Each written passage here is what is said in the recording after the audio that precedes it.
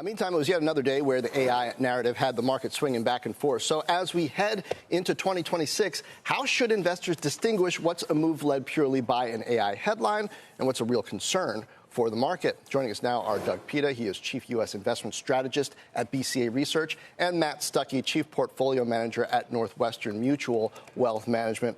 Guys, welcome. Let's see. Matt, how should investors treat this AI turbulence in a market that's still richly valued on the expectation that the AI economy will actually materialize? I'm thinking about some mature investors who are less diversified than usual historically, leaning into stocks and perhaps growth.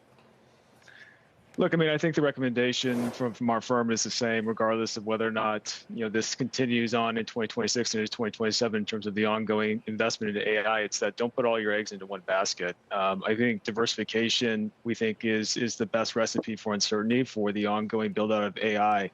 And it's starting to spill over into other areas and other sectors besides just technology. Just look at kind of what C.H. Robinson was discussing with their investors in the most recent earnings call. Just the productivity unlock that this technology is disseminated across the economy, we think, is a powerful factor that probably is a little bit underappreciated in other sectors, other asset classes besides just U.S. large cap technology. However, there are additional reasons to be optimistic for kind of what AI looks like next year. Scaling laws from Gemini 3 as well as ChatGPT 5.2 continue to be intact, which provides the incentive for hyperscalers to continue to invest.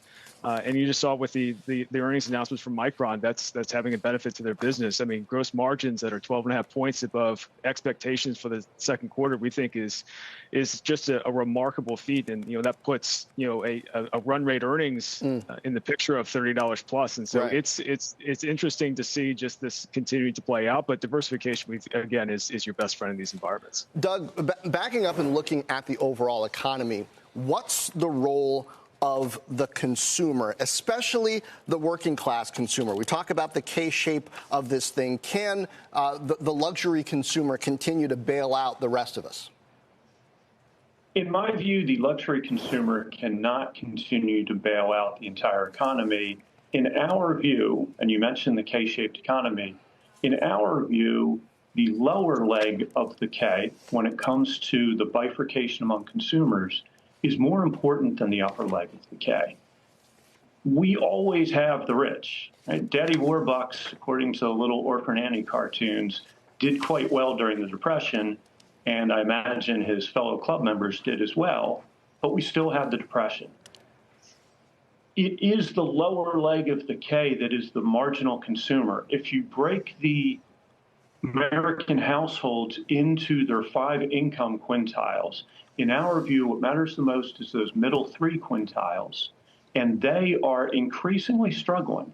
So what I think in terms of the K is that the ranks of the lower leg of the K are growing with each month that we have soft payrolls data, soft job creation. And therefore, that lower leg is getting more and more important. And I do not believe that the upper leg of the K can carry the banner for the overall economy. So in light of that, Doug, are you concerned that the labor market could tip the economy into contraction? I mean, we heard from Fed Governor Chris Waller earlier today on CNBC. He was dovish. He tends to be dovish, perhaps more dovish than expected today. But he, again, talked about his concern about the softening of the labor market and the fact that he has that case, or is making the case, that we should continue to see steady cuts back down to a neutral rate that's lower than where it is now. I think Governor Waller has been right on the money in terms of suggesting to his fellow FOMC members that they look through the one-off impact of inflation from tariffs and that they focus more on the full employment mandate. Because I do think the full employment mandate is a threat because, just as you suggested, yes, I do believe the labor market could tip the overall economy into contraction, could spell the end of the expansion. We have incredibly concentrated job growth. As much as we talk about the equity market being led by just a handful of issues, when we talk about how narrow the breadth is in the equity market, the Job creation so far this year, it has been all about healthcare and social assistance. That has been really the only game in town year to date, and in particular, the only game in town since payrolls growth slowed to an anemic pace beginning in May. And unfortunately, those jobs don't pay real well. The only other sector that has contributed since May has been leisure and hospitality, which also doesn't pay well. So what we have is all the job creation is in two spaces that don't pay well.